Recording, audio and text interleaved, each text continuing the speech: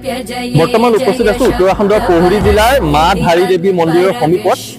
জনবিশ্বাস মতে মা ধাৰী দেৱী মন্দিৰৰ যি মাৰ মূৰ্তি আছে সেই মূৰ্তি ৰাতিপুৱা যদি যুৱতী, দুপৰীয়া বা দিনৰ ভাগত মহিলা আৰু সন্ধিয়া বা আবেলিৰ সময়ত বৃদ্ধা ৰূপত তেওঁ ৰূপ সলায়।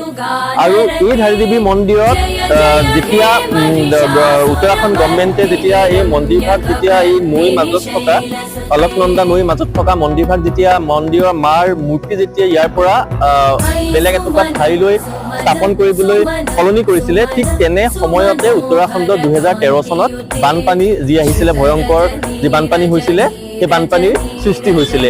উত্তৰাখণ্ডৰ যিসকল জনসাধাৰণ আছে, জনসাধাৰণে মা ধাৰী দেৱীক চাৰিধামৰ ৰক্ষক হিচাপে তেওঁলোকে মা ধাৰী দেৱীক পুজি আহিছে। আৰু মই সৰু বাচ্ছা ৰূপক দেখাবলৈ অনুৰোধ কৰিছোঁ মা ধাৰী দেৱী মন্দিৰ। এয়া হৈছে মা ধাৰী দেৱী মন্দিৰ। উত্তৰাখণ্ডৰ পৌৰী জিলাত আছে মা ধাৰী দেৱী মন্দিৰ আৰু অলকনন্দা নৈৰ মাজত অৱস্থিত মা ধাৰী দেৱী মন্দিৰ।